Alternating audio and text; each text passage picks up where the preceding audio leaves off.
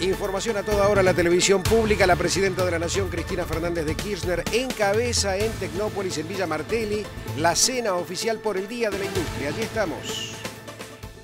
Si bien hoy no es 2 de septiembre, estamos un poco retrasados, pero igualmente, muy buenas noches a todos y a todas.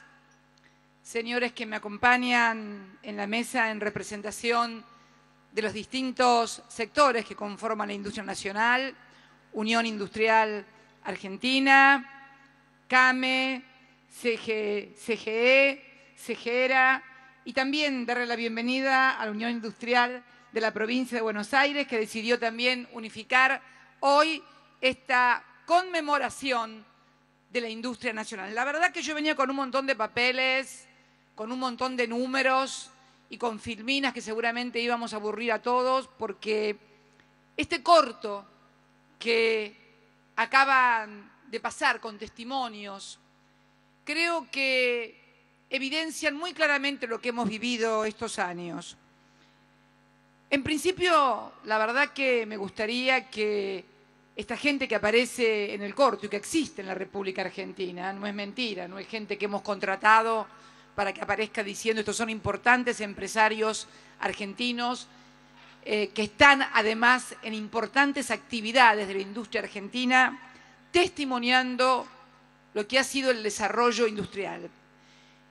Y como presidenta, esta debe ser la 7ª vez que vengo a la Cena de Industria. La primera fue en el año 2008, porque obviamente había asumido el 10 de diciembre de 2007, pero todos los años hemos venido aquí, a esta cena en honor de la industria argentina. No a festejar, porque nunca he venido ni a cantar ni a bailar, simplemente a reafirmar dos cosas fundamentales en la construcción. Sí, claro, digo festejar porque uno cuando festeja canta y baila.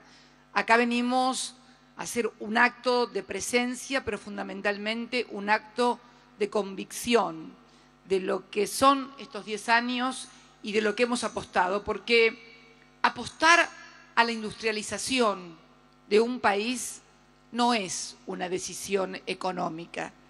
Apostar y construir la industrialización de un país es una decisión de carácter político, una decisión de carácter público estatal,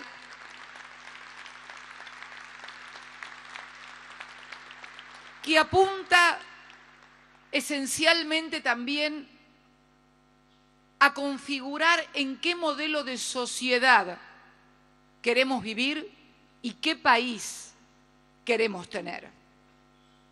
Yo aspiro a vivir en una sociedad donde todos puedan acceder a un trabajo digno, registrado, con salarios que permitan mantener dignamente a su familia. Aspiro a una sociedad que tenga en todos y cada uno de los que la habitan la intención y la vocación del progreso, de progresar más, y unir esa vocación de progreso al trabajo, a lograr trabajar cada vez más y mejor, a calificarse cada vez más como trabajador para obtener mejores ingresos y también a sentirse parte de la empresa de la que ese trabajador forma parte. Y necesito para eso también, obviamente, del capital, de los empresarios, de empresarios con vocación nacional. ¿Qué significa vocación nacional? No significa solamente desarrollar la industria nacional, sino también invertir en innovación, en tecnología, en investigación, en desarrollo, porque sabemos que la clave ya no son solamente la acumulación de fierros, sino esencialmente también la innovación y la tecnología. Por eso escuchábamos a un empresario que debe estar seguramente en alguna de las mesas, no lo diviso desde aquí, como Martín Mingoya, CEO de Globan, una empresa que hoy tiene vocación de empresa global y lo va a hacer porque ha invertido y ha apostado al país. Eranapec, ellos surgieron en el año 2003 y hoy es una de las más importantes empresas en uno de los sectores que más hemos apostado y desarrollado. Históricamente, como decía él, por lo que ha sido la educación pública en la República Argentina y por lo que nosotros también hemos aportado cuando hemos decidido que el 6% del PBI fuera destinado a la educación. Cuando decidimos que el CONICET no era un lugar para mandar a lavar los platos a la gente, sino para repatriar científicos y darle mejores salarios y darle nuevos laboratorios y nueva infraestructura, porque tomamos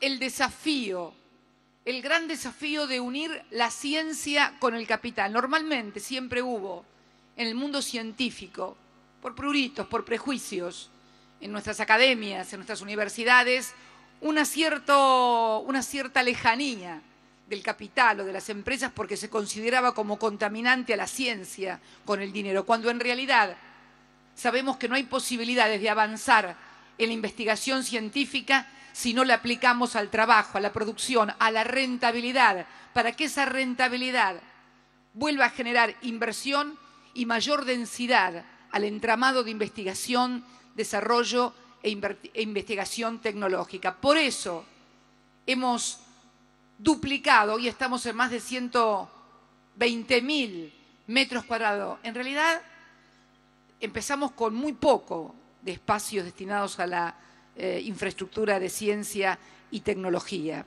Necesitábamos 120.000 metros cuadrados construidos en laboratorios, en institutos, para que nuestros científicos repatriados y los que ya estaban, y los que reingresaban y los que egresaban, tuvieran un espacio. Hoy estamos en más de 120.000 metros cuadrados cubiertos, destinados totalmente a la ciencia y a la tecnología, además de haber creado el Ministerio de Ciencia y Tecnología, también con recursos, no solamente para infraestructura, sino también para créditos y para reconocimiento de los salarios de nuestros científicos. Ni que hablar de nuestras universidades públicas, donde hemos creado 9 nuevas universidades que han permitido, tal vez, que muchos jóvenes que de no tener una universidad cerca de su casa, o de su lugar más o menos de influencia, hubieran podido estudiar porque al mismo tiempo trabaja. Hoy estamos también con 9 nuevas universidades que contribuyen a este proyecto de industrialización. Pero también lo basamos esencialmente en algo que es fundamental. Como decía Henry Ford, el mítico Ford, señor Alemany, de su empresa, verdadero capitalista, ya quedan pocos en el mundo. Henry Ford decía que tenía que aumentarle el salario a sus trabajadores, porque si no le aumentaba el salario a sus trabajadores, ¿quién iba a comprarle sus autos? Y esto es algo que tienen que entender también todos los empresarios. Necesitamos mantener el poder adquisitivo de nuestros trabajadores porque son ellos los que sostienen uno de los componentes fundamentales de este modelo que hemos desarrollado de reindustrializar el país. El poder adquisitivo que apunta al sostenimiento de la demanda interna. ¿Por qué tanta insistencia en esto de generar demanda interna, en esto de generar industria nacional, en esto de generar los márgenes de achicamiento, de incorporación de productos extranjeros, no por xenofobia, sino simplemente porque cada vez que logramos mayor incorporación de tecnología nacional, de innovación nacional, de maquinaria nacional, estamos adquiriendo soberanía y fundamentalmente retrayéndonos de los vaivenes constantes que tiene y va a tener la economía mundial. Porque bueno también es hablar del otro componente, el sector externo, la demanda externa, que hoy francamente viene en picada. ¿Por qué? Por una razón muy sencilla, basta ver los números de la eurozona, donde están en recesión. Basta ver también que han comenzado a proyectarse a la baja crecimientos económicos, en este caso, por ejemplo, de nuestro principal socio, que es la República Federativa del Brasil. Su Banco Central ya ha calculado en 12 veces el producto a la baja y la caída del sector industrial es del menos 3,6% respecto del mismo mes del año anterior. Obviamente, ¿cómo no va a impactar esto en nuestra situación interna si, por ejemplo, el complejo automotriz, que representa en el entramado del componente del PBI un instrumento muy importante, un elemento muy importante, depende para su exportación en un 86% de la demanda de Brasil? Yo quiero hablar con mucha sinceridad esta noche. El otro día, cuando mantuvimos la reunión con las terminales, le explicábamos y comentábamos nuestro análisis y nuestra visión, que no es subjetivo, sino objetivo, a partir de datos duros, de números objetivos.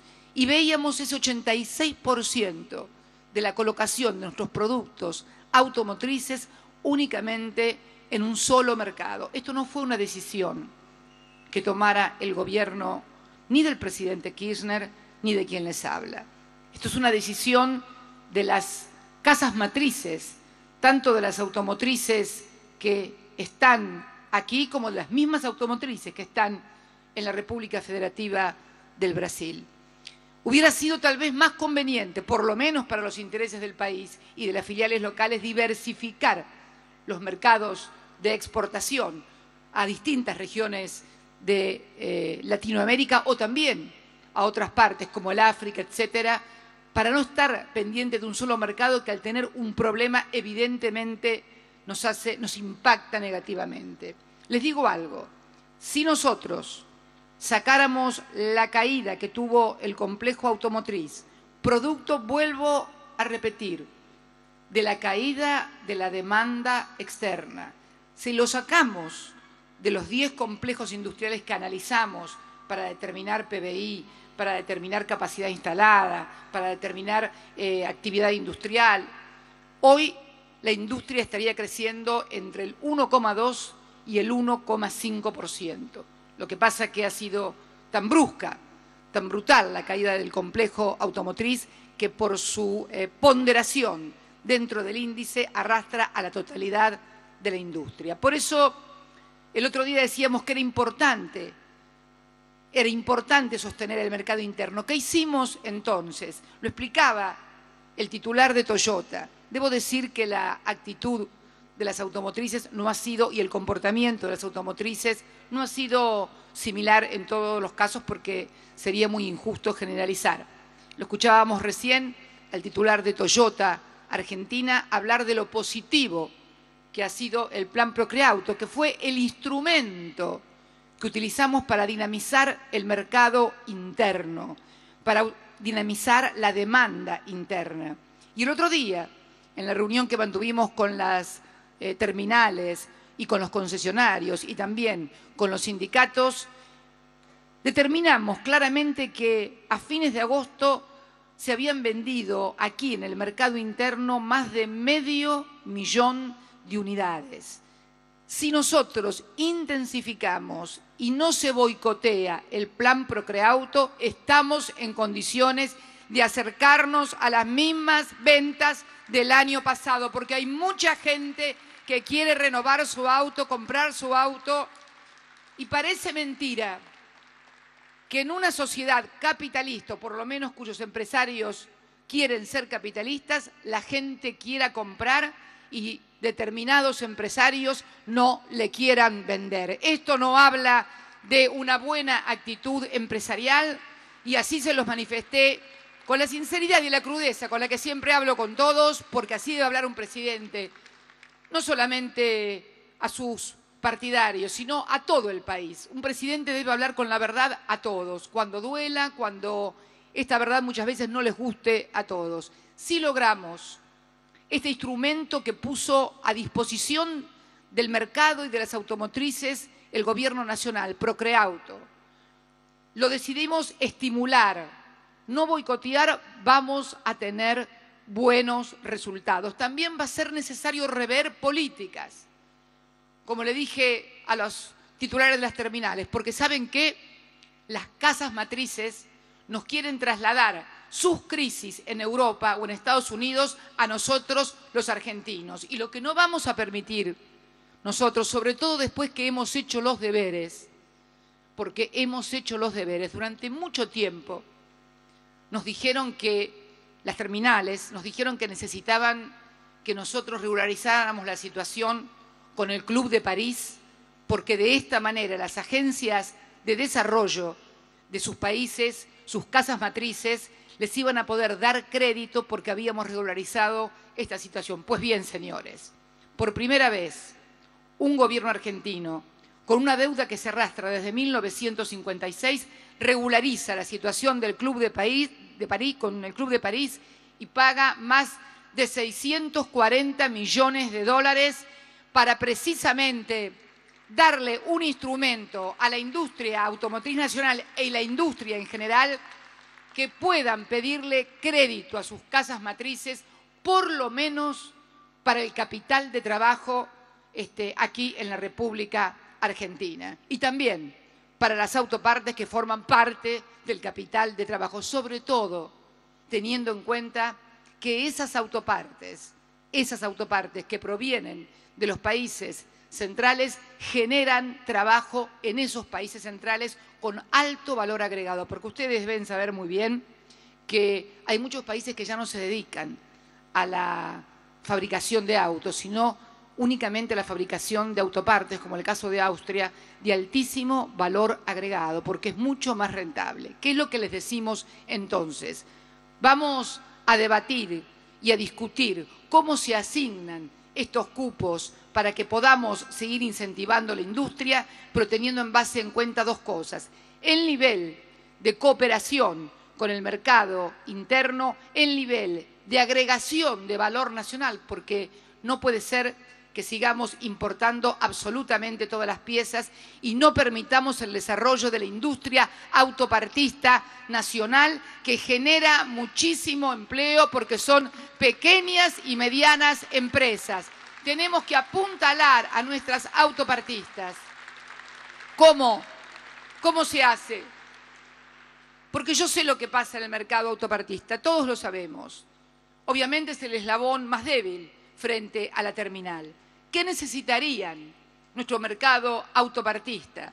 Tiene el apoyo del Estado, necesitaría también el apoyo de las terminales. ¿Cómo?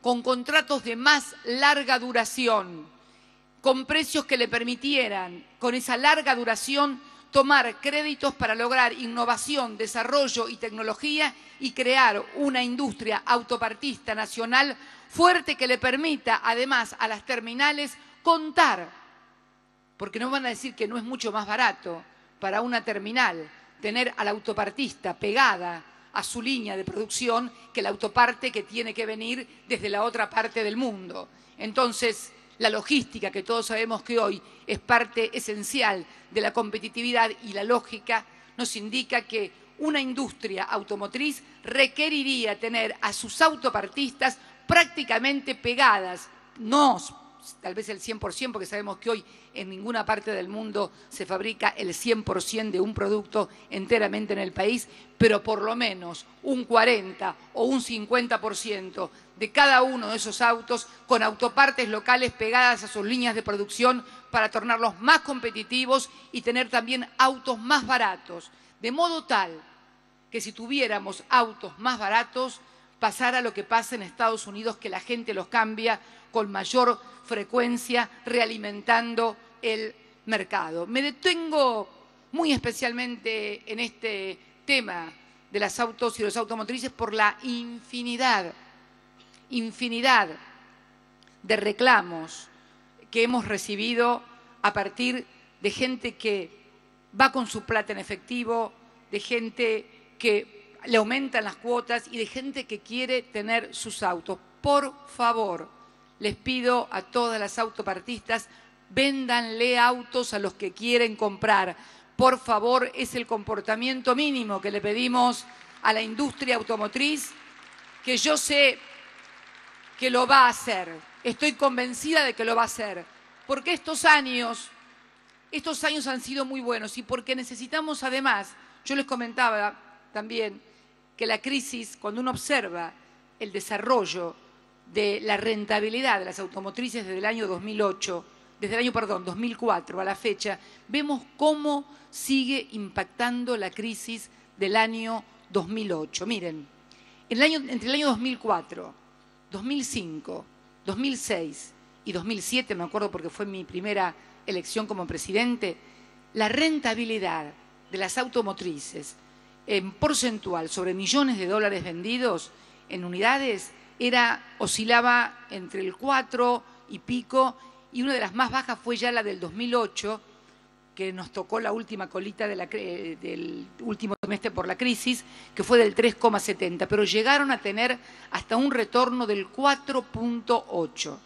Y fíjense qué curioso, luego hubo un resultado negativo únicamente, obviamente, en el año 2009, que fue del 0,9, por la crisis que se vivió terrible en el 2009, pero luego comenzaron a repuntar, pero nunca más volvieron a superar no llegó nunca a superar el 2% de la rentabilidad, ni siquiera en el año de mayor récord de ventas de automotores, que fue precisamente el año pasado, donde entre nacionales, o sea, fabricados en el país, que fue el récord de fabricación de 791.000 unidades, más los importados, llegamos casi a vender 1 millón de autos en la República Argentina. Esto no fue hace 2 décadas ni 2 siglos, fue en el año 2013. Sin embargo, mayor venta de autos, menos rentabilidad, producto de una crisis que también sigue hoy, por eso tenemos un mundo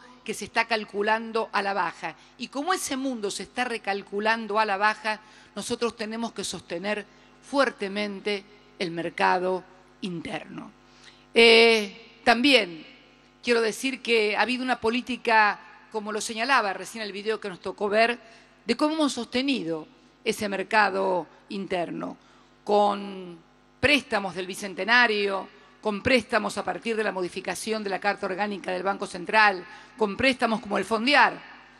El Fondiar que este año ya ha otorgado préstamos por Toyota, ¿cuánto, Débora? 600 millones. O sea, Toyota Argentina va a ser una inversión de más de 6.000 millones de pesos. Va a poner, por eso digo que hay que diferenciar también. Toyota va a ser una inversión de más de 6.000 millones de pesos para un nuevo modelo de Hilux que se va a exportar el 58% y que va a alcanzar componentes nacionales, si mal no recuerdo, hasta un 43% de componentes nacionales. También, sí, aplaudan porque realmente creo que es un reconocimiento que debemos hacerle, en este caso, a una empresa multinacional como Toyota, que como recién lo decía su titular, apuesta al país. Y el préstamo no solamente fue para Toyota, fue también para una autopartista fuertemente vinculada a Toyota, como es Guidi, Sociedad Anónima. Dimos también un préstamo de más de 50 millones de pesos. Guidi es una autopartista que se especializa en estampado de autos y está fuertemente vinculada a Toyota para ayudarla en el círculo virtuoso a Toyota de tener a su autopartista al lado para que con la sinergia se convierta en mucho más competitiva la producción argentina y la plataforma de la Hilux, que es ya un clásico en toda la región, diría, además de serlo en la República Argentina. Y si uno observa el comportamiento de los países donde están radicadas las casas matrices, veremos que han caído totalmente y están recesivos desde el año no 2008, desde antes del 2008 con recesión, y muchas veces por políticas centrales quieren trasladar esos problemas a sus filiales a través de autos importados de alta gama que no colocan en su país de origen, y por eso también tomamos la decisión del impuesto a los autos importados de alta gama únicamente, porque también hubo una feroz distorsión comunicacional respecto de que estábamos colocándole impuesto a todos los autos. ¿Cómo vamos a colocarle impuesto a todos los autos? Ni siquiera a los autos importados de baja gama, que son los que vienen del Brasil y los que más demanda tienen, únicamente a los autos de alta gama, que igualmente, pese al impuesto, debo decirlo, se vendieron y mucho. Por eso quería tener esta breve interlocución respecto de un tema que mueve mucho a la opinión pública y a la demanda pública y a la necesidad de dar respuesta a esa demanda. Luego, ni que hablar de todo el desarrollo que ha sido la industria, el tema de la inversión, que tampoco está, como dicen, por el piso. Al contrario, tenemos la inversión de Toyota, tenemos, ahora sí puedo mirar algunas de las cosas que me puso acá Débora, inversiones importantes. Bueno, lo tengo sentado en la mesa a Miguel Galuccio, porque hay también una suerte de lógica que se quiere decir de que el Estado interviene y desalienta la inversión, que cuando el Estado interviene desalienta la inversión. Yo pregunto, ¿de quién es YPF hoy? YPF hoy, y creo que todo el mundo lo sabe, y los que invierten más que todos, es 51% estatal. Sin embargo, es la empresa que mayor nivel de inversión extranjera directa ha recibido. Y a Galuccio no lo puso ni el Espíritu Santo ni el Fondo Monetario Internacional. Lo puso la presidenta de la República Argentina. Lo que pasa, señoras y señores, y aquí sí me gustaría que se mostrara la filmina de YPF. Aquí la puedo ver. Yo me voy a poner los anteojos porque si no me cuesta mucho, estoy vieja. El crecimiento en base a inversión y actividad de la recuperación de nuestra línea petrolera de bandera, YPF, una vez más. Desde que recuperamos YPF, las inversiones en el upstream crecieron un 165%, 5.192 millones de dólares. Equipos de perforación, de 25 equipos de perforación que tenía cuando Repsol era controlada por una sociedad extranjera, pasamos a tener 74 equipos de perforación, un 196% más. Tal vez ustedes digan, bueno, ¿y qué es un equipo de perforación? Los que vivimos en provincias petroleras sabemos lo que es un equipo de perforación. No es solamente una cigüeña o un montón de luces, es trabajo genuino y muy bien remunerado, porque ¿saben qué pasa? Cuando un obrero petrolero queda sin trabajo, no lo podemos llevar a una cooperativa Manitos Azules a hacer salitas de 4, porque los trabajadores de la industria extractiva, y vos los conocés mejor que yo, Miguel, los trabajadores de la industria extractiva, acostumbrados a trabajos fuertes adentro del campo y con buenos salarios, tienen otro tipo de demandas. Lo digo porque quien fuere mi compañero gobernó durante 12 años la provincia de Santa Cruz, que es precisamente la provincia donde hoy YPF tiene su mayor grado de intervención. Vayamos a la siguiente filmina también de YPF. Aquí tenemos en YPF cómo venía la declinación de YPF, que era controlada en forma que era, digamos, el management era absolutamente privado. Fíjense al momento de su privatización, las barras en rojo y luego en rosa, lo que hubiera continuado declinando si nosotros no hubiéramos tomado la decisión allá por febrero del año 2012, producto del déficit energético, no producto de ningún capricho nacionalista ni ultrapatriótico, sino simplemente una decisión, es así, de carácter económico. Teníamos un déficit energético que no solamente nos afectaba la balanza comercial de una manera, y nos sigue afectando la balanza comercial, porque bueno, ahora quiero hablar del déficit, del que tanto hacen algunos economistas, aprendices de brujo, todos los días por radio y televisión, sus críticas. Si nosotros no tuviéramos déficit energético y tuviéramos que importar energía subsidiada para las industrias y subsidiada para todos los argentinos, tendríamos superávit fiscal, primario y financiero más que excedente. Lo que pasa que seguimos apostando precisamente al modelo industrial. ¿Sabe cómo bajo de un plumazo el déficit? No hay más subsidios para nadie, no hay más subsidio y se paga el precio internacional en todos los combustibles y para todos los argentinos y para todas las actividades. ¿Y cuánto dura la Argentina, señores, si hacemos eso? Ya conocimos esta experiencia. Después, claro, se exportaba energía y había algunos que todavía decían, en los años 90 exportábamos energía, pero ¿qué país puede estar orgulloso de exportar energía? La energía tiene que ser para consumo de la industria nacional, para el crecimiento de un país. Y si hay excedente, luego de que el país se desarrolló, luego de que todos los argentinos tienen trabajo, educación, salud y vivienda, bienvenida sea la exportación de combustible. Pero mientras tanto, el combustible y la energía tienen que estar al servicio del desarrollo nacional e industrial. Fíjense ustedes, el crecimiento que ha tenido a partir, todo lo azul es todo lo que creció en la proyección de gas. ¿Saben qué significa esas barritas en azul que empiezan muy chiquititas y van cada vez más grandes, sobre todo en lo que va del 2014? Yo les digo lo que significa eso. Significa 100 buques menos por año de gas licuado.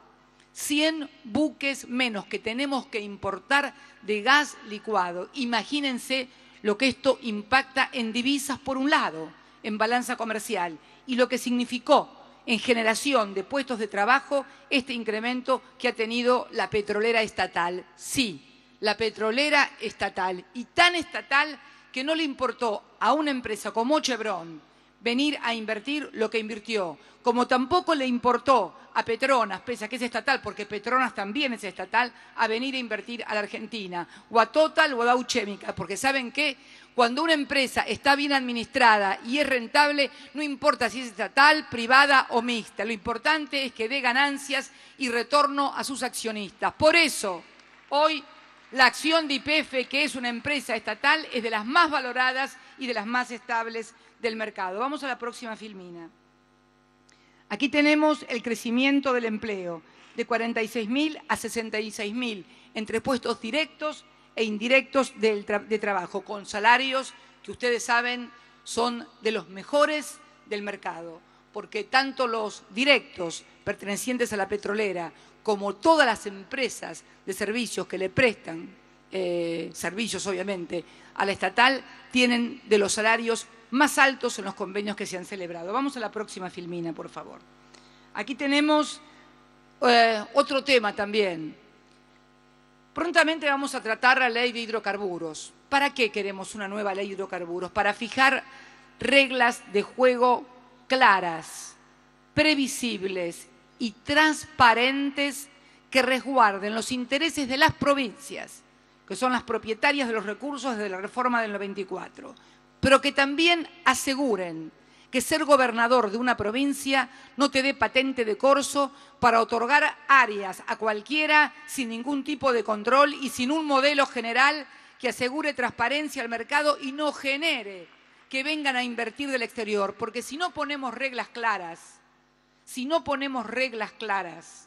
en materia tributaria, en materia de porcentaje de regalías, en materia de porcentaje de cánones y en pliegos de licitación de áreas públicos e internacionales, no vamos a lograr inversión por una razón muy sencilla. La inversión que se requiere para Vaca Muerta oscila entre 100.000 y 200.000 millones de dólares. Y esas sumas no se consiguen de manera que no sea previsible y a largo tiempo. Por eso requerimos la sanción de una ley que va a ser consensuada, obviamente, con los gobernadores de las provincias petroleras en el marco de la OFEPI, que es la organización que nuclea a los estados provinciales petroleros y de la cual, bueno, soy muy conocedora porque Kirchner fue presidente de la misma e integrante desde que fue gobernador. Pero quiero mostrarles esto, que es el interés de las provincias, una de las partes de los intereses de las provincias,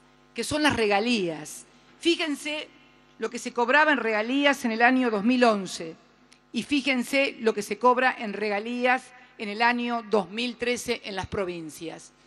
No solamente eso, porque cuando estaba Repsol cobraban esas regalías y nada más.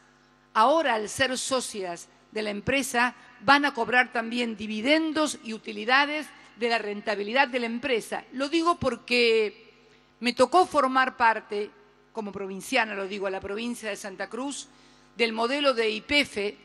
Cuando llegamos a tener la provincia de Santa Cruz, el 4% de las acciones de YPF que las habíamos comprado con los papelitos que nos habían dado, motivo de las regalías mal liquidadas, aquellos famosos 600 millones de dólares que el gobernador Kirchner acumuló y guardó. Es cierto, lo puso en el exterior. Cavallo le pedía que lo trajera para acá, que lo depositara en el Banco Nación. Nunca lo quiso hacer y lo acertado que estuvo. En aquella oportunidad, cuando se liquidaron las regalías, todas las provincias cobraron. Santa Cruz estuvo en el tercer lugar de las que cobraron, pero fue la única que conservó la participación accionaria del 4% y sus 600 millones de dólares que nos generaban los intereses con los cuales construimos aeropuertos, puertos, caminos, casas en Santa Cruz, y que luego nos vimos obligadas a vender en el año 98, producto de cuando se decide privatizar YPF, y obviamente no teníamos más opción que vender las acciones porque las pudimos vender a 44 pesos cada acción y al día siguiente que se habían vendido valían 19. Esto para que conozcamos la verdadera historia de la República Argentina y nadie cuente cosas extrañas. Necesitamos volver a tener a esta YPF fuerte, con composición de todas las provincias y sobre todo ahora que estamos en el mediano plazo en la histórica oportunidad de llegar al autoabastecimiento energético. Yo les puedo asegurar, y se los decía el otro día a los titulares de las terminales, las oportunidades y la etapa que se viene en la República Argentina, si se sigue con un modelo de industrialización, no voy a decir protección porque si no después me toman el testimonio en la OMC, pero lo charlábamos y lo charlaba el ministro de Economía hoy con un gerente de un laboratorio. A propósito, ¿no vino el señor Bagó que iba a estar en la mesa? ¿Será porque no le dimos el aumento del 10%? Espero que no. Espero que no, porque muchas veces te piden aumento y después te hablan de inflación. Pero digo por qué estas cosas. Porque parte de este desarrollo industrial no fue solamente la inversión, no fue solamente el crecimiento en paritarias, en salarios, en asignación universal por hijo, en más jubilados.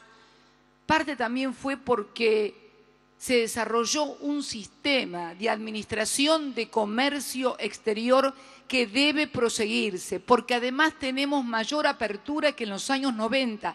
Otro cuento que también quiero desterrar, ahí están las cifras. Sumando exportaciones e importaciones, la apertura del mercado es mayor en los últimos 10 años que durante la década del 90, por una razón muy sencilla, porque la propia industrialización, con su exportación y con su necesidad de importación, abre más la economía. Pero no hay que abrirla tanto como para que vengan a competir, porque me pregunto, hoy que estamos en discusión con algunas actividades y con algunos sectores, como por ejemplo los laboratorios que querían un aumento tal vez del 10% y se le dio un aumento tope del 5% y promedio del 4%. ¿Qué pasaría, me pregunto, si de repente decidiéramos variar la política de comercio exterior? Y bueno, por allí sería beneficioso para la gente porque tendría medicamentos más baratos si abrimos a determinados países que producen medicamentos a muy bajísimo costo. Ahora, ¿cómo le iría a esa industria si nosotros abrimos y no hay administración de comercio y dejamos entrar lo que ellos tienen un precio mucho más alto a un precio mucho más barato? Mucha gente se pondría contenta como se puso contenta en los años 90. Pero después, ¿sabes qué? Te quedás sin trabajo y entonces no podés comprar ni lo barato ni lo caro, porque esto es el tema de defender el desarrollo de la industria nacional y una administración de comercio. Ahora bien, cuando vos le decís al sector o a un determinado sector, que podría ser el sector de los laboratorios, bueno, está bien, abrimos el mercado a tal país y vamos a tener, no, por favor, porque todos, ¿sabes qué? Todos critican la protección o el comercio administrado del otro. Critican las DJ del otro, pero las mías, mantenémelas, las mías no me las saques, porque sabés que si no me fundo. Entonces, me parece que tenemos que tener un criterio unificador y fundamentalmente guiarnos por cómo nos está yendo a nosotros, a cada uno de nosotros. Hay una vieja anécdota que cuando uno le preguntaba siempre a los argentinos, y creo que todavía pasa, cuando le pregunta ¿qué opina de la educación en la Argentina? ¿Es buena, mala o regular? Y la mayoría, estoy segura, hago la encuesta y le contestan que es mala, de mala a regular. Ahora, cuando usted le pregunta ¿cómo es la educación de sus hijos? No, la educación de mis hijos es muy buena, dice. Como si los hijos estudiaran en algún planeta extraño o en otro país que no fuera la República Argentina. Y eso, ¿saben qué es? Manipulación de la opinión pública a partir de determinados, yo diría, aprendices de brujo que están por todos los días, por todos los medios de comunicación, augurando que cosas terribles van a pasarle a la Argentina. Esto lo vienen augurando desde el año 2003 y ahora han arreciado aún más a partir del frente externo y de lo que sucedió con el juez municipal de Nueva York, que no nos engañemos, y esto quiero hablar con total sinceridad ante todos ustedes. El otro día cuando estuvo un presidente muy importante, uno de los más importantes del mundo, me dijo, cuando estábamos hablando a solas, pero señora presidenta, ¿usted cree realmente que este juicio es por los 1.600 millones de pesos? ¿A usted le parece que un país como la Argentina puede ser extorsionado por un juez municipal por 1.600 millones de dólares sin que nadie tome cartas en el asunto? ¿No le parece que hay otras cosas atrás? Y claro que me parece que hay cosas atrás. ¿Saben qué me parece? Que nos quieren tirar abajo la reestructuración de deuda que hicimos en el año 2005 y 2010 para que el país se vuelva a endeudar como fue durante tantos años, esa bicicleta financiera y ese peso de la deuda externa que impedía crecer al país. Hoy que el país está en una ratio de endeudamiento de, yo creo, de las más bajas del mundo, porque hoy la Argentina está endeudada en moneda extranjera, en el 8% de su Producto Bruto, moneda extranjera, con bonos en tenedores nacionales o extranjeros, pero privados, 8% de su PBI, nada, frente al 150, casi 160% que tenía de un PBI muchísimo más chico allá por el año 2003. Hoy, que tenemos este nivel de endeudamiento que nos permite programar el futuro, hoy que hemos descubierto que Dios nos ha beneficiado con ser un país que tiene el segundo yacimiento de gas shale del mundo y el cuarto de petróleo shale del mundo. Hoy que sabemos que somos un país que hemos avanzado en ciencia y tecnología como no lo hacíamos desde décadas, repatriando a más de 1.000 argentinos que se habían ido al exterior y con avances tecnológicos que nos colocan a la cabeza del mundo. Hoy que hemos desarrollado un complejo en materia de producción de maquinaria agrícola sin precedentes, con gran participación nacional. Hoy que nos hemos convertido en el primer productor de software de toda América Latina. Hoy que nos hemos convertido en productores de contenidos artísticos, de contenidos televisivos que nos colocan a la vanguardia. Hoy que somos el quinto proveedor de alimentos del mundo. Justamente hoy se le ocurre a un juez municipal venir a reclamarnos por 1.600 millones de dólares y extorsión. Señores, por favor, pensemos y no seamos ingenuos y no seamos tontos. Una vez más, vienen por esta Argentina que se ha caracterizado por ser absolutamente distintiva en toda la región. Te lo dicen los mismos que vienen a presionar o a pedir. Distintiva porque tenemos recursos humanos altamente calificados. ¿Producto de qué? De una educación pública y gratuita. Egresados de las universidades públicas y gratuitas, con un desarrollo científico sin precedentes, porque además tenemos el 8º país en extensión del mundo con apenas 40 millones de habitantes, porque además esas reservas de gas y de petróleo no están entre Nueva York y Chicago y la franja es de este tamaño, sino que están en pleno desierto y la franja es de este tamaño, y sabemos que hay en otras partes del país también. No solamente hemos descubierto convencional últimamente, hasta en mi propia provincia, sino que también que hemos descubierto no convencional en la zona norte de Neuquén, casi lindando con Mendoza, y también en la provincia del Chubut. Este potencial de la Argentina, que no es un potencial para dentro de 20 años, es un potencial para allá, es lo que no les gusta a algunas potencias del mundo y es lo que ha pasado históricamente en la República Argentina, señores. Cuando no se engañen, por favor. A mí me falta 1 año y meses para terminar de ser presidenta.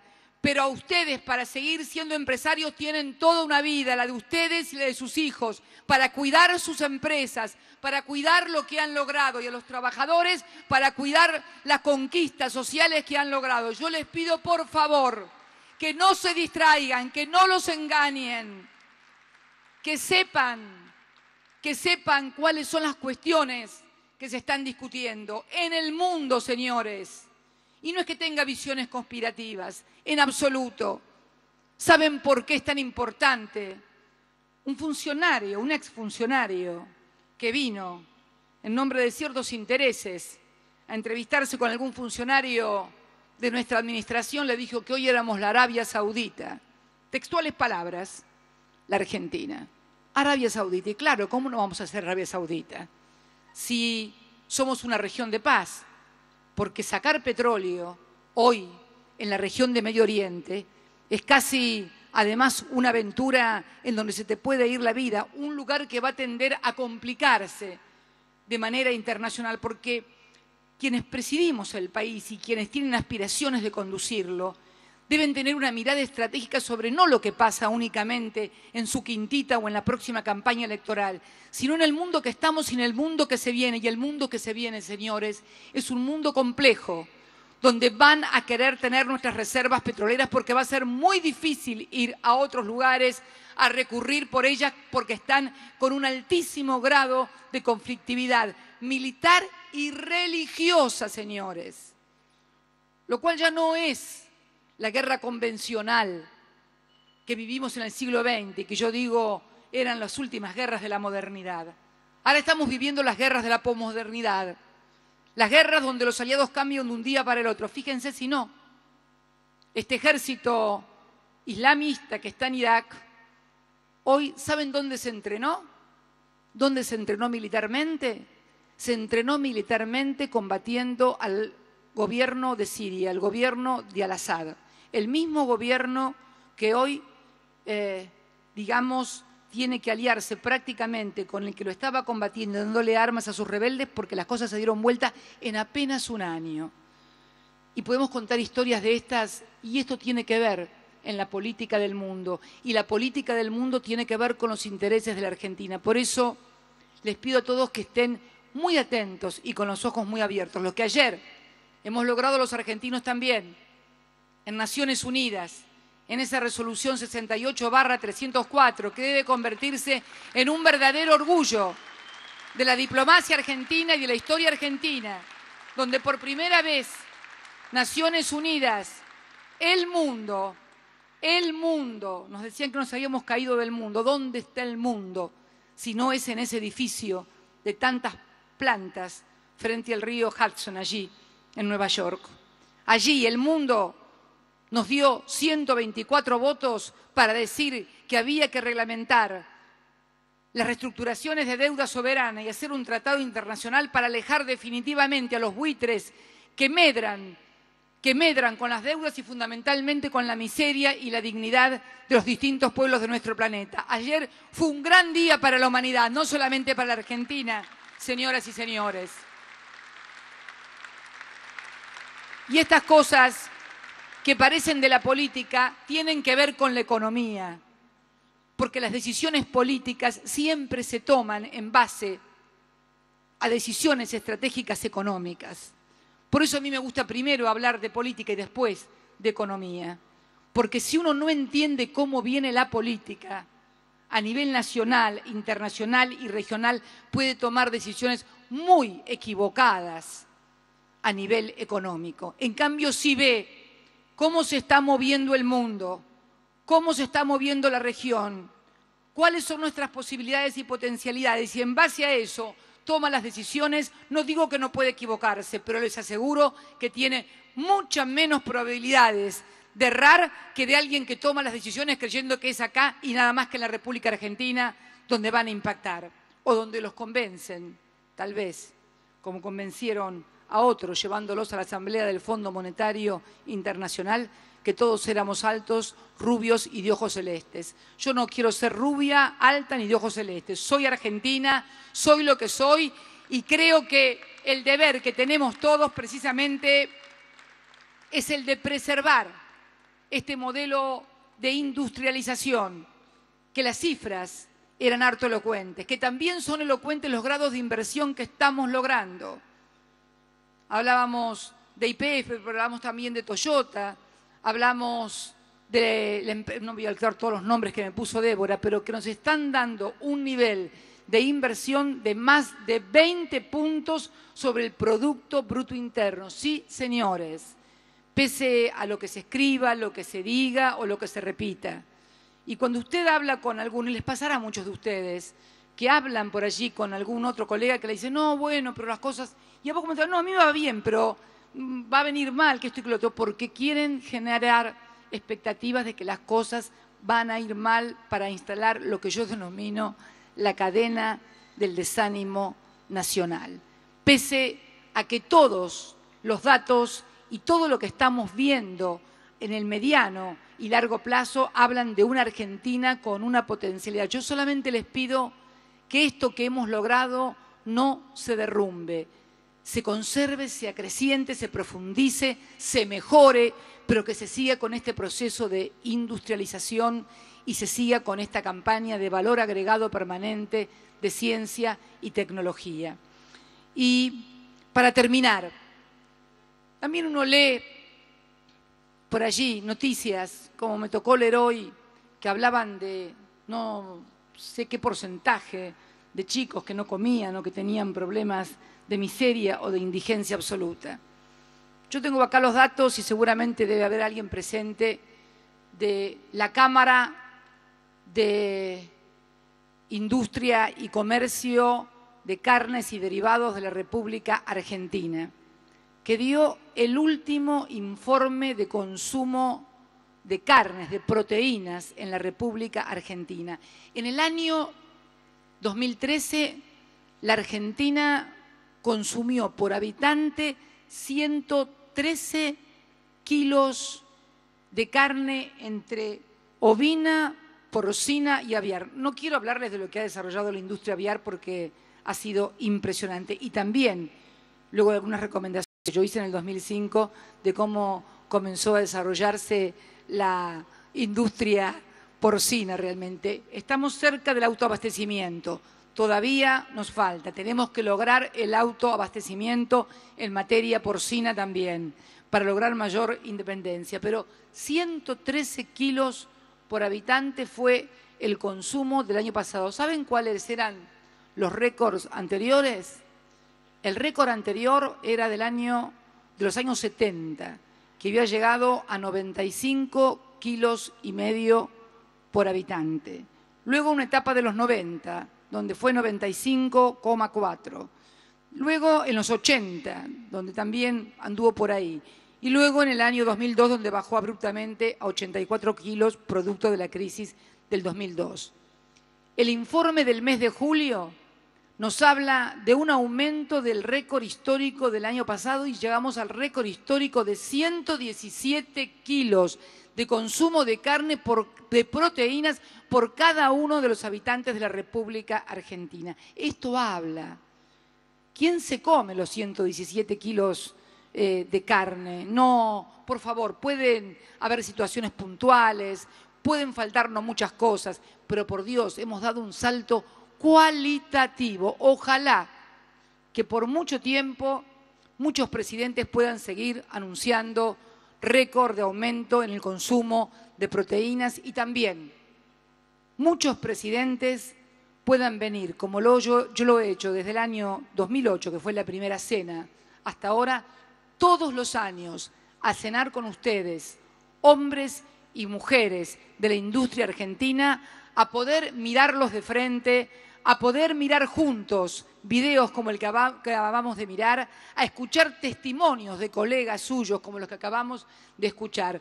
Porque si nosotros logramos que no solamente sean 11 o 10 o 12 años, sino que sean 20 o 30 años de políticas públicas consecutivas en materia de administración de comercio, de industrialización, de ciencia y tecnología, de educación, de poder adquisitivo, de convenciones colectivas de trabajadores para que logren tener mayor poder adquisitivo, de conservar a YPF como empresa nacional para el autoabastecimiento energético, tengan la plena certeza de que vamos a ser un país muy diferente y vamos a poder dejarle a nuestros hijos y a nuestros nietos algo muy diferente a lo que a nosotros nos tocó recibir y, por qué no decirlo también, sufrir. Por eso quiero, junto a todos ustedes, brindar por la industria, por los trabajadores, por los empresarios, por los comerciantes, por los constructores, por los científicos y por todos y cada uno de los hombres y mujeres que tienen un fuerte compromiso con la patria y que saben que la patria no es una entelequia ni son símbolos para recordar solamente un 25 de mayo o un 9 de julio, sino que la patria se la sirve, se la recuerda y se trabaja por ella los 365 días del año. Feliz Día de la Industria para todos los empresarios argentinos nacionales. Muchas gracias y salud.